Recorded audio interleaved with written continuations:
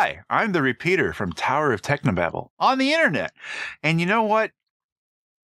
I am a huge Doctor Who fan. It's true. Hand to Oprah, Doctor Who is it. It's everything for me. It's Doctor Who all the way, man. Shirt. What? You've got the wrong franchise's shirt on.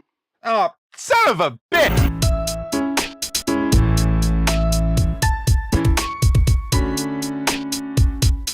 The other guys on the podcast, they didn't believe that I could be such a massive Doctor Who fan. I mean, how can a guy who's nearly 50 devote his entire life to one nerdy topic? I wouldn't say I'm devoted to it, but it is a very big hobby in my life. But you don't want to go on the internet and just talk about how, oh, I got into it because of this or I love it because of that. That's boring. Everybody does that. So I figured the best way to do it is through the magic of action figures or dolls. Probably dolls. So I've got every single Doctor doll / action figure in this bag of Doctors. It's in TARDIS blue as well. So I figure I'm just going to randomly pull them out, tell you what I think about them, and then at the end, you might know why I have a problem, why I like Doctor Who. Starting with, hey, Doctor number 3, John Pertwee. Look at him right there. Look at that nose. I would follow that nose, wouldn't you? Now, he was in the early 70s, and you can't really tell it from the doll, but he wore velvet. That's actually velvet on there. It's plastic, but you do what you can. You use the power of imagination and you make it velvet. I like all of them. He's really good. He was very pompous, a little bit authoritarian, and his hair kind of looked like grandma's. But other than that, I love him. You have to love him. He's John Pertwee. All right, going next. Pulling out randomly from the bag of Doctors. Hey, number 7, Sylvester McCoy. He was the last of the classic series Doctors when the show was taken off the air in '89. He was very Scottish. I loved him. He was all mysterious and stuff.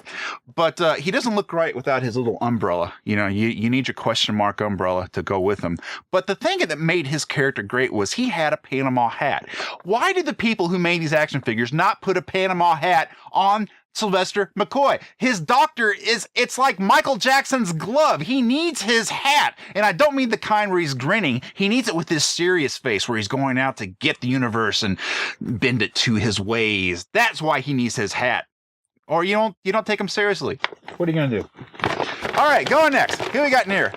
Hey, it's Doctor number 12 or Doctor number 11, depending on whose book you read. It's Matt Smith. He's the guy who's currently in the role. And you know what?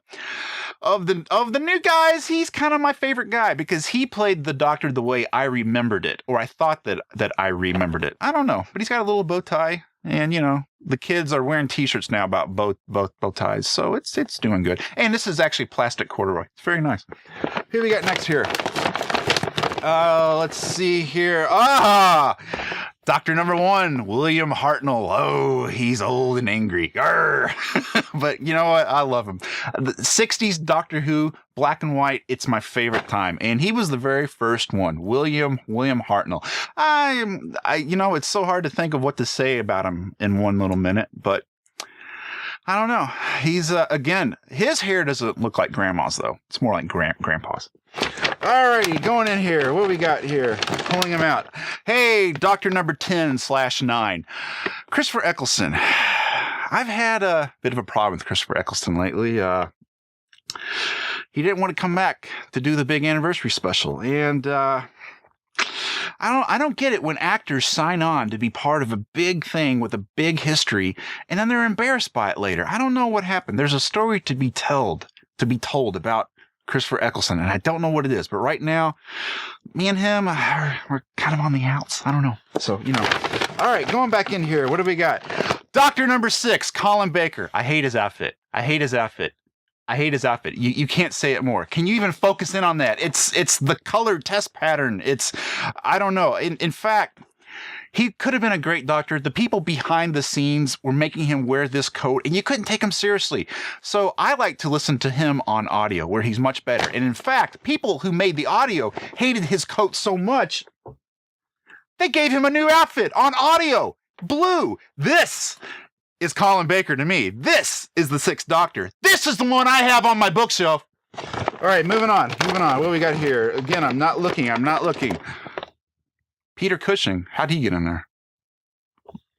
Stay out! All right, here we go.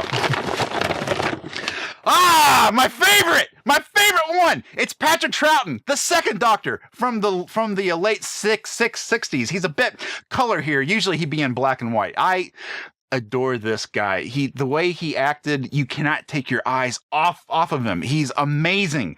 In fact, I like to kind of keep him wrapped up in bubble wrap just to protect him a little bit. Because, you know, I play a little bit rough. All right, here we go here. Who we got next? This is a stand-in for the 12th/13th Doctor, Peter Capaldi, who is not, at the time of this recording, made an official appearance yet. And so there is no Peter Capaldi action figure. And the thing is, the company that makes the action figures, they have changed the scale.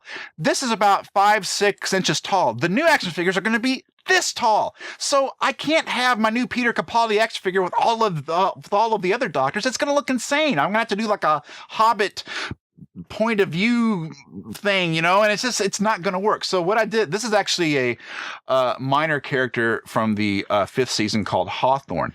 His head looks a little bit like Peter Capaldi. So once I know what Peter Capaldi's outfit is going to be, I'm going to, you know, boil him, take his head off, and customize him. And I'm going to make my 5-inch Peter Capaldi, because I'm a Doctor Who fan, and that's what you do.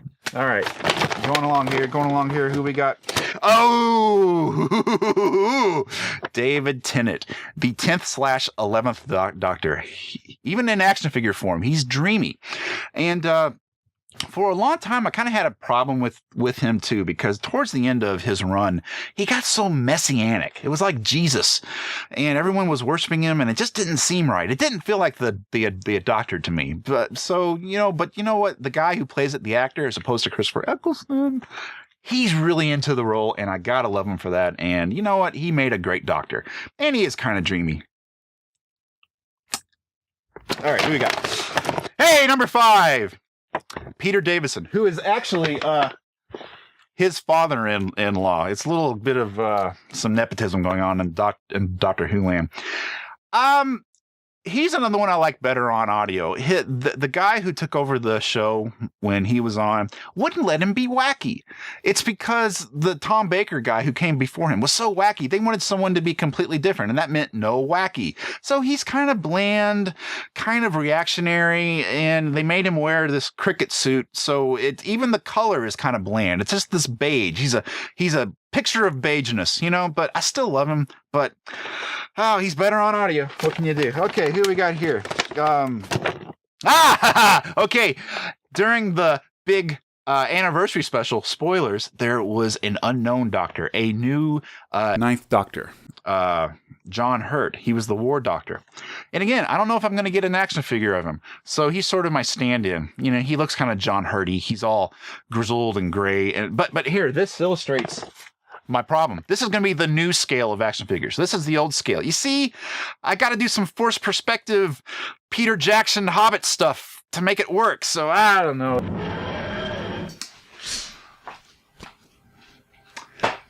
Through the magic of editing, I am coming to you from the future. This guy didn't know it, but about a day after we filmed this, they actually announced on the internet that they're making a John Hurt action figure, and it looks like this. That is the actual War Doctor, 9th Doctor figure. Now I don't have to make one. It's coming. And this guy didn't know it. He was so young. So young. But here's the weird thing. It's coming with an 8th Doctor Paul McGann head to put onto his body, which makes no sense because the 8th Doctor didn't wear the 9th Doctor's outfit. So I'm going to have to get me an X-Acto knife and some hot glue, and I can fix it. Hey, it's me from 12 hours in the future. You know, you. Hurry up. Things are starting to back up. And lose some weight. It's embarrassing.